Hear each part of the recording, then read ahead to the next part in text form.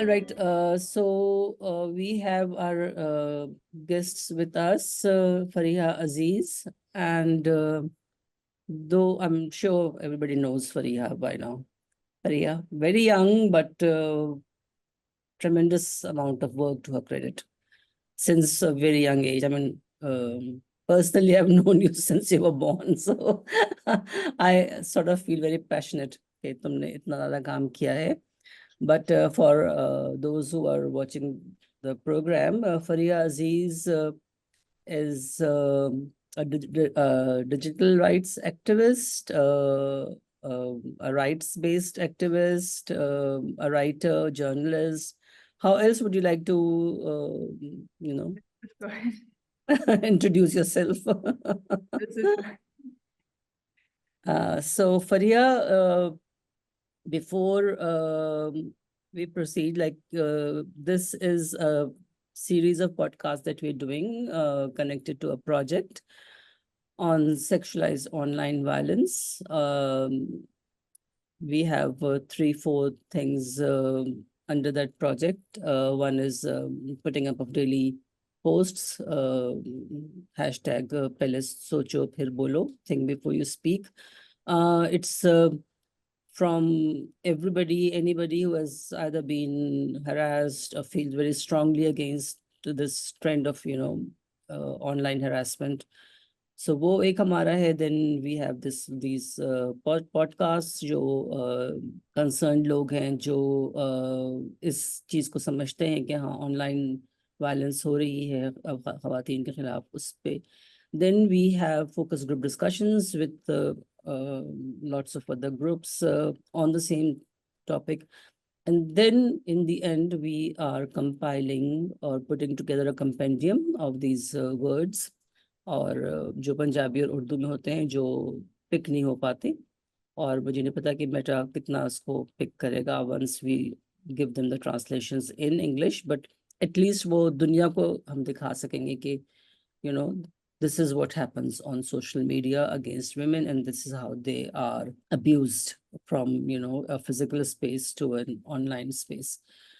तो इस पे जितनी हम बात करेंगे, I think your work as a journalist तो है ही, but since the time that you created Bolo Bhi in 2012, which was to protect digital rights and civil liberties, till now, you have been very active on every and anything that has gone against public right of expression, freedom of expression, freedom of speech. I was looking at your profile, and there's a continuity of such actions that you've taken. कभी आप Lahore high court गई हैं, कभी आप Islamabad high court में आपने डाली है challenging various moves of controlling the freedom. Latest आपका, and of course cyber crime पे आपका बहुत ज़्यादा काम है. Latest has been against the Punjab defamation law curbing or regulating social media. So we will start our discussion from there. What do you find the problem? Is it that law, or are there such clauses that you feel will boomerang, it will be a counterproductive effort? Thank you so much. And beginning with Punjab defamation bill. So the problem is the law, the intent with which the law has been drafted and passed, and then obviously various provisions, right? But the law as a whole. And this is why I say this is because right now we're hearing that after all this pressure, the governor has said that it's by consultation ho jaye, but consultation उस चीज पे होती है जिसके कोई bona fide एक attempt होता है, law making का एक purpose होता है. If you want to protect citizens from harm, this law does not do that. This law privileges public office holders, creates a parallel and separate system for them, and actually is completely focused on speech about them on social media. So uska intent बहुत जाहिर है कि ये control करने के लिए. और PICA, if you go back to 2016, And that, we have that example, you know, at that time it was said that, oh, but it's to protect women and there's so much harassment online. And we've seen in these 8 years, how much have women been protected? Has that abuse gone away, or has it intensified? Has the law actually been a redressal mechanism for them, or the opposite, where they've been targeted under the same law that was supposed to be brought for their protection, supposedly, right? So these are the issues, and lawmaking cannot be in haste. And here the mala fide is very clear. And I think at this point, we have to be very clear that some laws just need to be shelved. इनके लाने की कोई जरूरत है ही नहीं.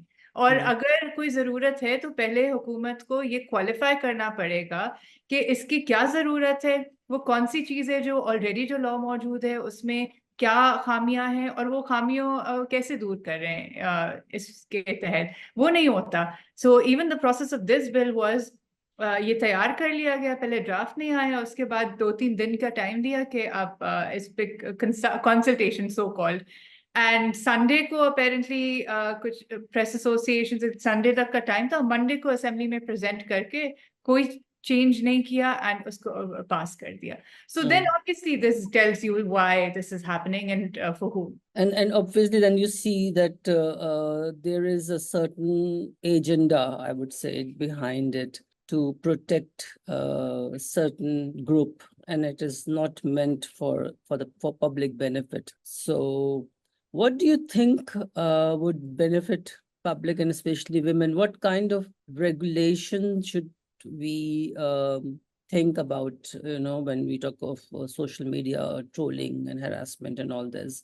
Because any kind of code of conduct coming from the government will have 90% of what goes in their favor and 10% for the public.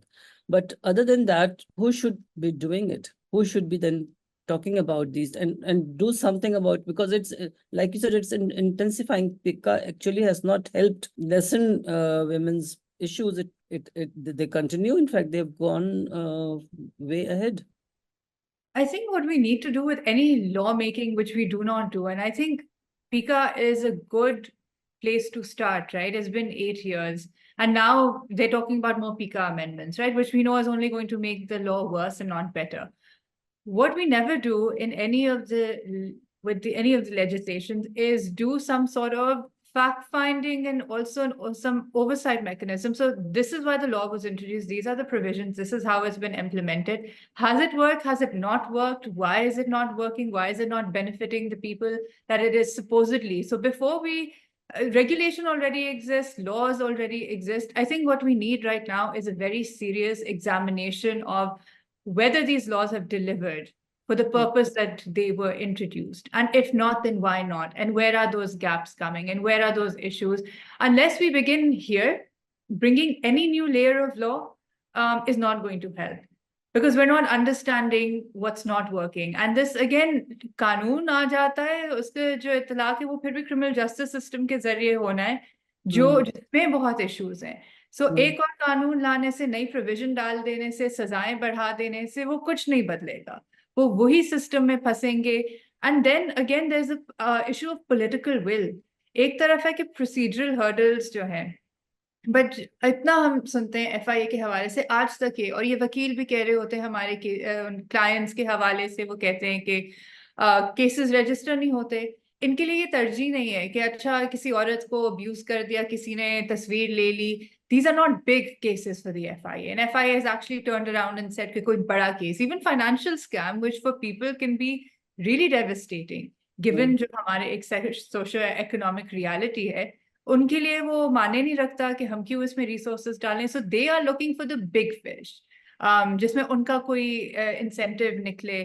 ये जो आम शहरी है, they are not interested in providing any relief to them. So even in the cases that proceed, you see whichever party is more influential, उनका किस तरीके से case deal किया जाता है. And this is a problem which is beyond just one law. This is just a culture that has set in. And there's no accountability of this culture. And what ends up happening, और ख़वातीन खास तौर पे, when you push them towards the legal system, उनकी re-traumatization होती है through the legal system. एक वो जो उनके साथ हुआ है, उसको रिड्रेस कराने के लिए उनके साथ जो थाने में होता है, फिर कोर्ट में होता है, फिर एक्सटर्नल उसमें सारे कंस्ट्रेंट्स के, नौकरियां छोड़ के, घर छोड़ के, then the costs you incur. And if somebody was to actually do some analysis of, even to the conclusion of a case, how much you end up losing financially, psychologically, mentally, physically, in every way, that depletion of resource and mental health and everything associated for one case, for one incident. वो एक case 5 साल, 7 साल, 8 साल, depending on the cycle के, trial court, फिर high court, और अगर supreme court पहुंचे तो एंड में मिला क्या, हासिल क्या हुआ? And this is something that a lot of complainants are saying, that we went through this entire thing, we've not been exonerated, we've not received justice, and even if there's been a conviction, even अगर उनके हक में फैसला आया है, they've ended up losing so much in this process कि इसका फायदा क्या हुआ उनको? So do you think that this reality actually prevents people or sort of stops them from coming forward with their cases? Absolutely. So some people will be deterred from following up on their cases. Other people, when they hear about all of this is why people don't go and report, because they've seen the experiences of others, or they know that, it doesn't get anywhere, it's going to be more cumbersome for them. They're not going to get the protection. The other thing with reporting is that it seems, as a confrontational thing, there's no protection from the other party.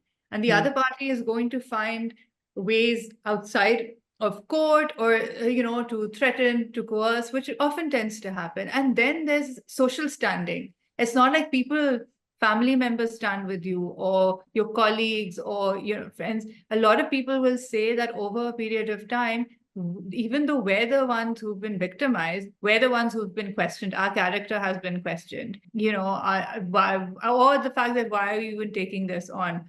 We should just forget about it. We should just compromise. And so on the one hand, it is expected that women should go report and women should follow through, but nobody looks at all of these constraints. What are they what is happening to them at the thana, in the court? What are family members, society all saying to them? So it's basically this individual strength of a person, how much they can suffer and how much they can put themselves on the line to pursue a case. And that's not justice. And Farieha, linking this scenario with the role that the media plays, a lot of victim blaming, we all see that, whether it's social media or the mainstream media, it generally ends up blaming the one who has been through this, whether survivor or a victim. Do we need to change the mindset? WACC has been working on it for years, changing the mindset of the media. It seems that if we have ever achieved any success, I think it's just maybe like 5%.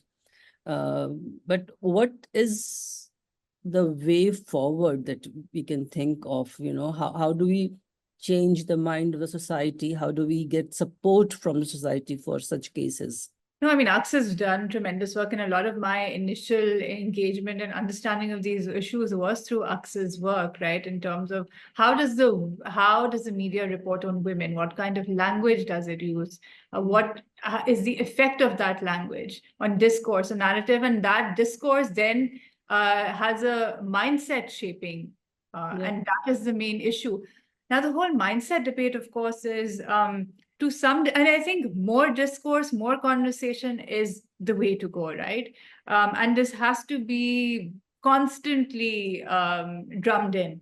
What is not okay? What is not appropriate? And we see that despite that, not only the media in parliament, we have recent examples, what happened in the KP Assembly or what happened in the National Assembly, the way women are viewed and women in public life are viewed. And that is, we have these misogynistic, patriarchal undertones, and that is how they are something only in relation to a man or in relation to their party. And so even when, how we make things about a woman's honor, that honor is usually, I find the word honor problematic, and I feel like dignity is what we should use, because every individual, every human being has dignity, and that should be preserved. Honor has very, patriarchal notions, because a woman's honor is linked to a man. It has different connotations actually. So Absolutely. yeah. And so I think more conversation, there has been a lot of, pushback with a lot of the feminist groups putting out certain things. And we've seen the backlash. And the backlash, and we've seen even with journalists and, women journalists issued two statements in 2020 saying the kind of abuse, gender specific sexualized abuse that they face as a result of their reporting. It's not that men are not attacked, but men are not attacked with those gender-based sexualized slurs the same way that women are attacked, right? And their characters. To the extent that, some said we have switched off our mentions on X, and that is also preventing you from your journalistic function, where you need to be a part of that public discourse. But the impact that that kind of abuse has, that you withdraw, or the fact that there's a silencing effect, there's a chilling effect. And that's the thing that you should seek to perhaps curtail, right? But how do you curtail it? It's not enough to just, a lot of women complained. They filed complaints, rape threats, death threats, various kinds of abuse, threatening messages. What happened? Nothing. And so here, यहाँ खुली छुट्टी है, ये कर सकते हैं. And also because these are random people, these are people who belong to political parties, these are people who are within state institutions as well. So collectively, you're facing at different levels, there are different people. And then on a regular basis, right, your interactions, whether it's in a workspace, whether it's on the street, whether it's online, everywhere there's some level of harassment and abuse that you're facing. And how much of it, and the question comes then, how much of it do you respond to in every instance? How many complaints can you go file for every instance? Because this is daily and this is rampant and it's multiple times a day. This prevalence is something that really, and unfortunately, I wish there were clear answers, but unless there's a recognition and some sort of, which is why, the sexual harassment model, the law this is about internally addressing a workplace culture. Those are the kinds of things you need a lot more of, just rather than punitive, because even on the civil side with punitive sort of laws, or even if it's not a criminal process, it goes on for years. There are other ways to try and get women to resign from their jobs, or they get fired, then they are slapped with defamation suits. And there's a hostile work culture after they report. People become hostile towards them and they're resentful towards them. So it's a lose-lose situation where women are attacked, and if they stand up for themselves, they're attacked even more. So this is something culturally that we need to address. Not every solution will be found in law, and that's the problem. Our lens is always bring this law, bring this regulation, but we've already got laws and regulations. Are they working? No, they're not. Not for the purpose that they should. They're not creating a deterrent. Which law has created a deterrent, even where there have been convictions or there have been cases settled in a women's favor? Does that mean that harassment has stopped at the workplace, or sexual abuse or sexual violence has stopped? It hasn't, and it's not going to in this manner. So it's really the impunity that we have to figure out. How do you cut this impunity? And I feel that has to be multi-pronged approaches. We can't just be overly reliant on legal approaches. So not being overly reliant on legal approaches, what other means are available? Do we then try to inculcate this sense of, like you said, dignity and everything right from the beginning in schools, in children, then youth, because they are the ones who will grow up and then again behave in a certain manner that we see so prevalent in our society. So is that a model that may work, that if we introduce a proper curriculum on media literacy, on how to engage on social media? Because a lot of times women, especially young girls, not knowing the dangers that may be ahead of them, they just get into a trap or fall victim to some kind of trap. So do you think that may work, or what? Because we need to find answers, we need to find solutions. I mean, we have been going round and round and round and round and not finding solutions. And now is the time that we need to come up with at least one or two such methods or solutions that may work, and we may be able to get a lot of people on board. I think it has to be sort of that 2-3 tiered approach. So, and this is something that I do and others do on a regular basis, right? So the digital safety trainings, if we have, for instance, are with young students, or it can also be active as a journalist. And one part of that is to get them to familiarize themselves with the platforms they're on and the settings. So what is it that they can do to prevent certain things? But the subjective area is what somebody is saying, how you're engaging, what you are putting out. In that, I think those conversations have to be repeated. And in schools, etc., we've also suggested these town hall models, right? Start out with conversations. It's not about putting somebody on the spot. It's not about, you're in the wrong and this is wrong, because there will be gray areas. The point is to get everybody to a level of understanding. Yeah. It doesn't mean that it's going to eradicate. And that's what we've got to keep in mind. Laws will not eradicate, conversations will not eradicate. But if we can begin to minimize, and if we can begin for people to understand, right, and have that corrective effect with behavior, or to understand and think twice before they utter something or do something that has a particular effect. In these harassment context also, we say sometimes you may not intend it a certain way, but the effect it has on somebody, you've got to be mindful of that. And that's really where it begins, right? Any and every behavior, what you utter, what you do, what is the effect that it may have on a person? And are you aware of power dynamics where, by virtue of being a male in the society, your actions can have a particular impact on a female member? And of course, these dynamics can vary as well. And then you have, the trans community and others. So we have to be aware that there are gender disparities, there are class disparities within our society. And in each of these instances, the power dynamics will keep shifting and vary. So the conversations are important. It's cross-cutting to understand what is appropriate, what is inappropriate. And because people will come from different backgrounds, to understand that what might be okay for you in one setting is probably going to be interpreted in a very different way in another setting. But this policing of behavior, that's not what I'm saying. It's understanding how we act and how we are towards others, right? If we can have those conversations in schools, in workplaces, and then to take them in homes, right?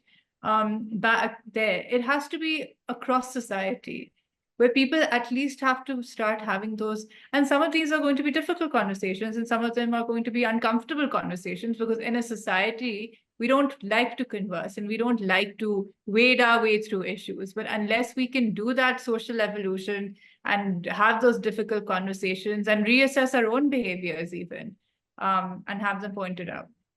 Yeah, so because that's why we started this 365 days of campaign, and we are calling it Think Before You Speak, Pehle Socho Phir Bolo, because what you say or what you write is very important and it has an impact. So you're very right in saying that the conversation has to be a conversation, it has to be a dialogue, it has to be discussion, and there would be dissent, there would be arguments, there would be maybe bitterness, because as you said, we are not a society where things are talked about openly. And especially when we talk about these abuses that we read on social media, we can't even spell them out. We can't even say those words. Recently, we did a digital story on this whole pattern, and I wrote the script and I started it with few of the words and the milder ones that we see on social media. And my producer said that, I can't say those. Can we use AI for just saying those words? Because I can't. So we had to use an AI to say those words, and then she started the script. They are so, so, so problematic for people, even to say those words. And then you can imagine the people who go through it. Bringing the discussion to home, I think that is where I would say things should start, because I always wondered, I would like to ask you, because I'm from a very different generation, you are from a very different generation. Who are these people who engage in such conversation, or who share pictures of their body parts, or who share new pictures to any and everyone who they come across, who can abuse very blatantly? using all kinds of wild words. Who do you think are these people? And how do we then approach such people? How do we then try to change their mindsets? See, the thing is, it's very hard. And, we tend to have these images that these are good people or these are not, and these are the people who are most likely to commit a transgression or a crime. I don't think it works that way. And we've seen enough now. It's not about education, because plenty of educated people do all kinds of heinous crimes or, other kinds of transgression. So it's not even that. Again, the conversation part, right, which doesn't happen because, I mean, there's a certain element of pressure in your society where you will not talk about certain things, and then there's a lot more exposure. No, and why I see these things is because, unfortunately, even in the political realm, these things are taken to be the root causes. And I don't believe that this is really what it is, right? Because everybody has a choice over what they do and what they do not do, right? And so this, it's a cultural mindset, but agar wo, and you've documented this in a lot of WACC reports as well, right? कि वो इस वक्त क्यों गई थी, ये क्यों पहना हुआ था, जाना ही नहीं चाहिए था. Instead of really focusing on the perpetrator or what the person has done, we shift the debate and onus onto the other person. So even in these instances, and why I keep coming back to impunity, is because society is an enabler for such people. Because they know that even if they send it, society is not going to question them. It's going to question, अच्छा तो फिर उसके पास number कैसे आया, उसने भेजा कैसे, उसने क्या किया जब उसको मिला. It's not going to focus on the fact that this person did it. And too many excuses are made for bad behavior, and not just bad behavior, but the crimes of men. Why I say men mostly is because the perpetrators in most of our cases उठा के देख लें तो उन्हीं का होता है इन चीजों में. And there is this constant, I don't know whether it's this power over making somebody feel uncomfortable. And it starts from that place of discomfort that we can, whether it's through a gaze, just staring, whether it's through just saying something. And this happens not only by random people, but people in different settings as you move around in, which is why I think at least that awareness is growing now with, I think, a lot more, their public service messages, where you need to make sure that you have conversations with children early on about good touch, bad touch, and other things, because as a society, and, at least even the generation, those conversations did not happen back then when you were growing up, right? But they are happening now. And it's important for children to know that there are boundaries. And those boundaries the child can create with whoever is around them. Because the other thing, it's like a stranger danger, that's not true. It's not just about stranger danger. It is also about the danger in the home, and it can be members of the family, or staff, or whoever it is, or somebody who walks in and out. And then again, we have to push back against these notions of this whole, if women stay at home, then it's fine, No, but there are dangers in the home as well that they face. That's what we don't talk about as much. That's why we don't have the domestic violence bill so effective anywhere. And that's a mindset issue. Even recently, I was having a conversation with somebody, and the domestic violence bill, at least in Sindh, was enacted in 2013. It's been over 10 years. How many cases have been reported? And it's not just about the reporting and the convictions. It's also that to date, the mindset prevails that ye ghar ka mamla hai. But it is not ghar ka mamla when somebody is being abused, and, and then the other thing is, how grave is the injury? So despite the fact that the law covers psychological, financial, other forms of violence, when they go for medical or when they go to the police station, they want to see how brutal physical, is it. Physical injury. And it's only physical. And even with physical, how brutal is it? I mean, how many bones were broken, And even in those cases, we know that also happens. Still, these cases are not prosecuted. So again, this concept as if a woman is somebody's property and she has no separate identity of her own. She has no right to an individual identity, life, desires, anything. And that's why these are where the attitudes flow from. This is why you see even concern, which is masked as control. See, we end up depriving women of life skills. And you know what, misogyny, everyday misogyny aati hai, oh, ladki to aise chalati hai. I mean, this is gaadi aise chalati hai, ye karti hai. How many girls growing up were given the same or equal amount of, कि गाड़ी दे दी, लड़के को दे दी जाती है, लड़की को नहीं दे दी जाती, नहीं, it's not safe out there, ये वक्त हो गया है, या उसको स्किल्स सिखाए गए, टायर चेंज करना वगैरह. सो उसको डिराइव किया जाता है कि वो तुम्हें तो आता नहीं है, लेकिन आपने सिखाया नहीं तो आएगा कैसे, वर्सेस जो आपने उसके मेल काउंटर आपने कॉन्फिडेंस भी नहीं दिया ना, बिकॉज ना सिखाया. कॉन्फिडेंस अंडरमाइन किया कि तुमसे exactly. नहीं होगा, तुम नहीं कर सकती, पहले तो सिखाया नहीं. And so women get where they do despite all of that by pushing on through their own individual ability and constantly being undermined in the home, outside of the home, and having to overcome that. फिर कहते ओ ये देखो कितनी bitter, कितने resentful है, फिर वो tone policing आती है. So they want you to plaster a smile on your face always and be pleasant. But you're not looking at the hurdles that you are creating, and then this is something that happens on a daily basis, where the man questioning may have no credentials whatsoever, but because he's a man, he feels entitled enough to call into question the woman's ability.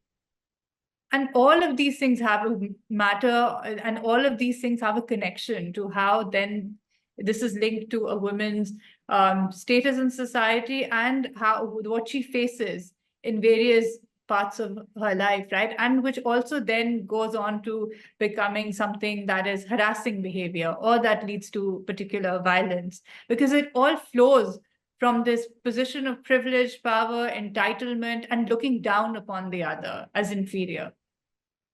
100% agree with you, Farieha. So coming to social media, when we put all of it together, the societal behavior, the mindset, the patriarchy that flows, the misogyny that's around you, I think then it is also influencing women who are vocal on social media. And there is a very, I feel it's not spur of the moment kind of behavior. It is a very calculated behavior to push these vocal, brave, courageous women out of this space. Yeah. Shrink the space for them, make it as difficult for them to stay in the space. Have you personally felt all these threats and harassment, because you've been so vocal all through and such a young woman? So I can't say I have faced this to the degree that some of my other colleagues have faced, but I think the most that I was facing was at the time of the cybercrime law, and because you were vocal, confrontational, and that constant, there was this tag of these foreign funded, Western, liberal, agenda based people. And this was coming from ministers, and this was coming from other people. And of course, this has an impact. And there were a lot of random accounts who would keep tagging and who would keep posting things. There's only so much that you can keep responding to. And do you want to respond to every random account, and how much do you? And this is also at a time when you're still fairly new in the space, to getting people to recognize the credibility. So even among your own allies, you have to establish that kind of standing, right? Because you're being questioned at every step of the way.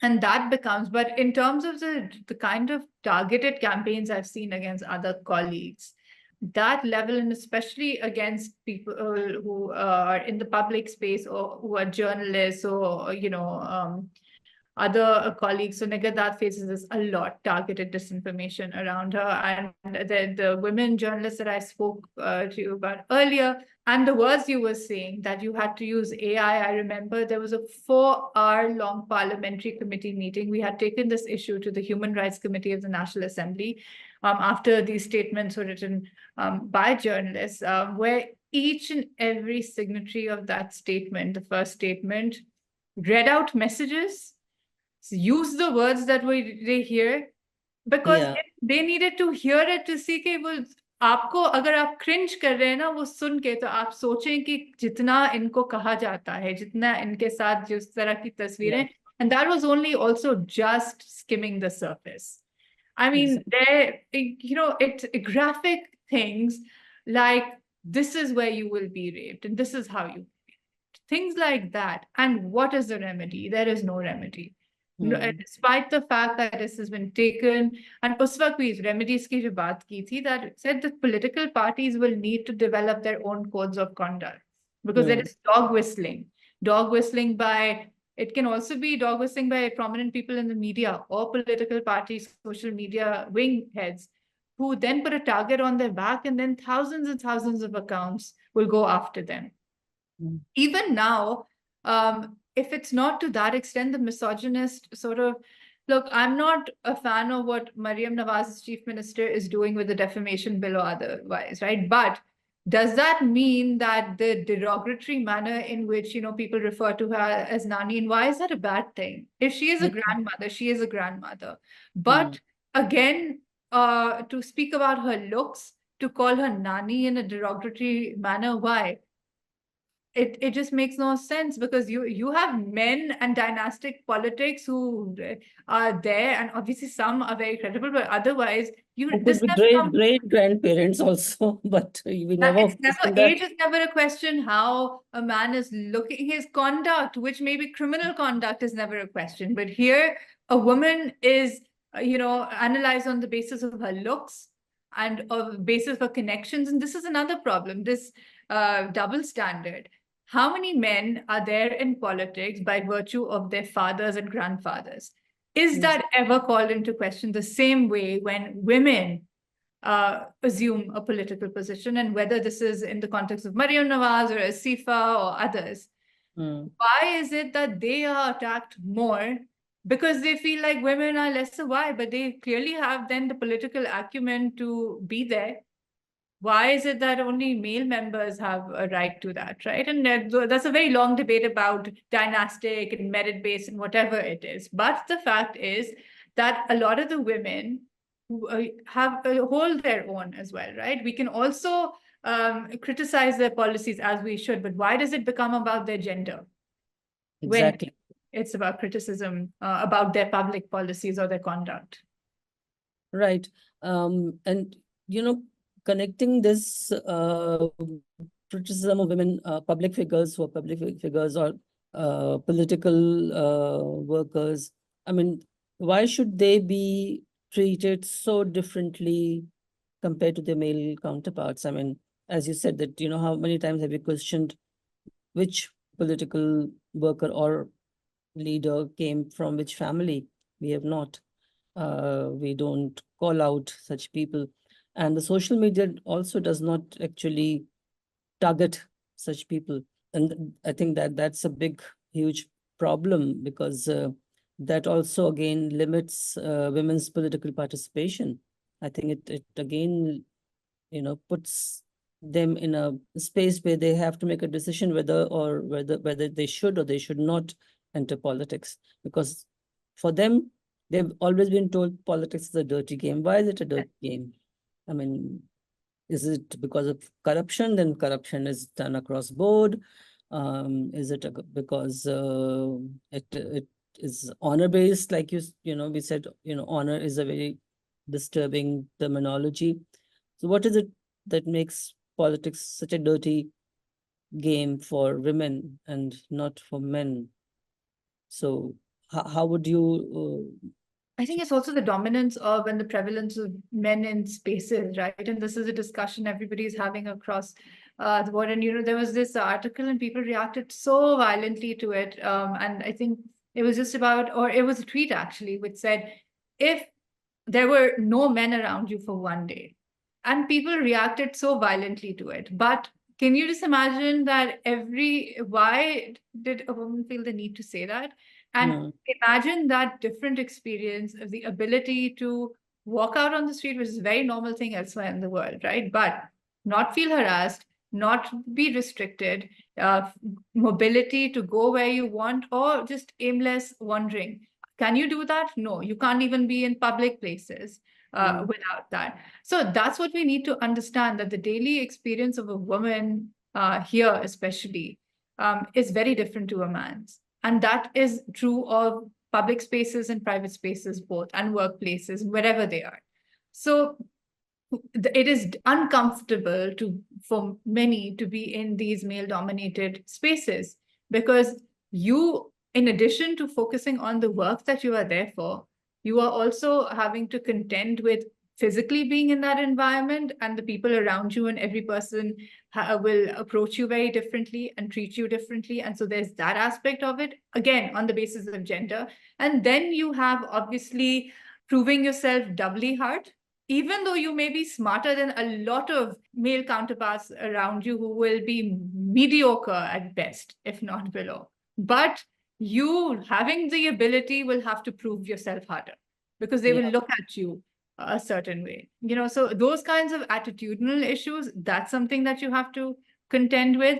And then, of course, there are these character insinuations. How did you get there? If it's not a family connection, then it'll be, oh, but then she must be with somebody who got her here, and the common insinuation. And these do affect people. These are things that exist and they hear and are reinforced. So they will then obviously rethink twice. Do I want to get into this? Do I want to have to wade through this? Then it gets back to families. How does it impact if you're married and children, or if you're single? Then there's another, it's sort of like open season for the sharks, right? Where they think it's, a woman is open game. And these are the problems that you have to contend with. And then, of course, sorry to cut your conversation, but it's also very true with women in the showbiz, because they would be, and it's not a recent phenomenon, it's been there eternally, that to be successful, you have to be, giving sexual favors to your producer or your director or somebody who's going to get you through into the industry. So with women comes this baggage of, not having achieved anything on merit, not having done anything on merit. It has to be through some kind of favor, whether it's a family connection or a sexual favor, or whatever you may call it, but it has to be something which takes, for me, it takes away your own accomplishments, your own achievements, your own credibility, your own, struggle. And that is what we see coming out in the social media so much, that whether it's a woman journalist or a woman politician or women who are in the showbiz, they would be called out for anything that goes against the patriarchal narrative, or the, Absolutely. And you see, why I keep going back to journalism, also because I belong there, but you would also understand the whole context. So how do you learn? You're not given the same avenues to learn. So one, you are contending with all of this. How does your learning happen? By engaging with colleagues, by intellectual discourse as well, or otherwise. Now, if that is constantly going to be viewed in the lens of, oh, she's sitting with this person, she's having a conversation with this person, she's sitting in the press club, but there are only men around, or it's late night, or this, that, and the other. You have to constantly be aware and thinking about these things, whereas a man does not, and which is why a man will be in those places and have the ability to create a network and engage with people and hone professional, acumen and intellectual acumen, which you are keeping. I mean, women who do it despite all of this, right? So they're still contending with all of this, but then they push on and disregard and fight back against this so that they can accomplish, or equally have a chance that their male counterparts do, which comes so readily to them that they don't even understand what it takes for their female counterpart to exist. And there are so many of such things which, for example, mentoring. I mean, I have interacted with a lot of women journalists, young women journalists, and they say that, it's so easy for our male colleagues to be mentored by their seniors, because they're also men. They can go outside for a smoke, they can go out for a cup of tea, whereas we can't. If we, like you said, engage with a certain colleague for, like for more than once or twice, then it's tagged, or there's something going on. Yeah. And they say that, how do you learn then? How do you learn from a senior?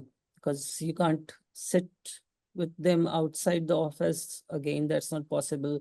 Within the office, it's not possible. So the limitations are so many.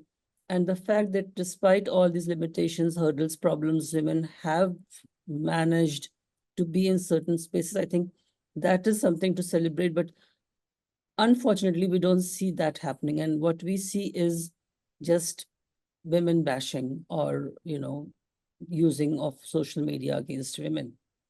Yeah, absolutely. And this is again at a societal level and on social media. We see on social media, one, a reflection of what already exists, but of course, it is also a different scale that we see on social media, and that is a more public facing. Yeah. The more private sort of things that happen take on a very different dimension on the one-to-one, like you had mentioned, sending of pictures or messages or threats or blackmail or other kinds of things. And which is why here again we come to the impunity, that if a woman is doing all of these things, and in turn she gets harassed and she draws a line and she says, no, if it was conversation, it was a conversation. But if there's a transgression and she's said there's a transgression or she's not comfortable, then for her to be able to go to somebody, and it can also be other women, the question will first be to her, but why were you talking? Why were you engaging? But that's, if we're good, this is how everything is going to be spun around and turned back at you, because you can draw the line where you want to, when you want to. And that's entirely your business to do. Things are not an invitation. And this is something post Me Too, this has been a conversation, even within relationships. You can be in relationships, but there can be a line that you draw somewhere. It's true of, again, which The is whole why. concept of that no means no, based on that, when you say no, it means no. Yeah, That, and then it's where only yes means yes, right? yeah. Or the silence is not, construed. But again, culturally, we say the silence, submission. It's and of course, if people realize in your daily lives that it is a constant negotiation of space and boundaries that you are doing with everybody constantly. Right? You evolve as people, other people evolve as people. Sometimes they don't evolve as people at all. And so, that's the other issue. So again, these are things that are subjective, layered, changing over a period of time. And sometimes there will be gray areas. But the only way to then address it is conversation, which doesn't happen. But we need to at least put these things out there, and it can't always just be the onus. I mean, you're doing the work part of it, the living life part of it, and then you're contending with all of this, the negativity, the toxicity, etc., which obviously weighs you down, obviously has a mental health effect as well. And why is it that women, and this is a conversation recently I was having with another, and who's an amazing journalist, I won't name it because this is public, but these are conversations we often have, that why is it that so often even accomplished women will feel this imposter syndrome or self-doubt when they know clearly, and they know that, they know the subject matter and they know it better than a lot of their counterparts, including male counterparts, right? But it's because you're always put on the spot. You're always undermined or made to feel you don't know it as well. Or even in the lawyering environment, what a lot of women will say in the litigation space is that, oh yes, but maybe they're cut out for office jobs, and litigation is a whole different ball game, and you really have to assert yourself and be heard and all of that, and someone can do it amazingly. But just the fact that you have to mold your entire nature because of the toxicity of a certain space where you have to compete there, and it's not about taking on male attributes, because this is the other problem, where this is intrinsically male and this is intrinsically female. That is also the issue with our gender codes, and what is femininity and what is masculinity, and that actually negatively affects men also, who don't conform to that typical. They are put in a lot of pressure as well, Yeah. uh, in different capacities to perform, to be a man and not be a woman, not be Yeah. fragile, and all those things. So definitely. So Farieha, coming to the end of the conversation, what we've already discussed all that. What's the best way to approach this issue, and how do we, as collectively as a society, address online sexualized violence? I think sort of the component of the state level and responsibilities and striking that right balance, because and not allowing the state to get away with, oh, we're bringing laws to protect women. I think we need to also push back against that with actual documented examples of where laws have not worked and how they've actually created hurdles for women, and they have to correct this. And so I think that documentation, that conversation at a parliamentary level, I think it is now needed. We need, and with testimonials and evidence recording, and that they cannot and should not be allowed to enact more laws unless this happens, right? Unless we are really looking at the gaps. And so that conversation, and because there's a disconnect between what lawmaking and law implementation.